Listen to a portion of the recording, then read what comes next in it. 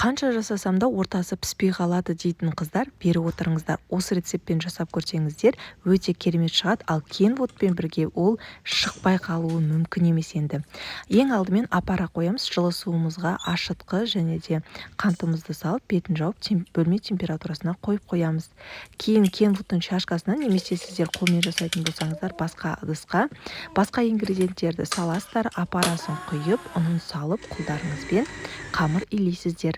Мен әрине Kenwood ас үй машинасында жасайтын боламын барлығын. Қолға сәл жабысатын қамыр шығады, және де тез арада маған ашытып беру үшін Kenwoodтың расстойка теста программасын қосып қойдым.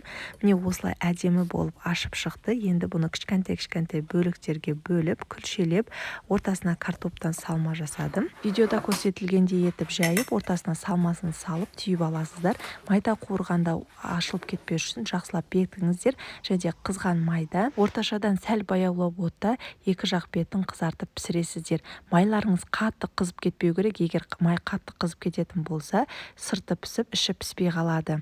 Сондықтан баппен пісіру қажет. Міне осындай әдемі лүпілдек пирожки дайын ас болды.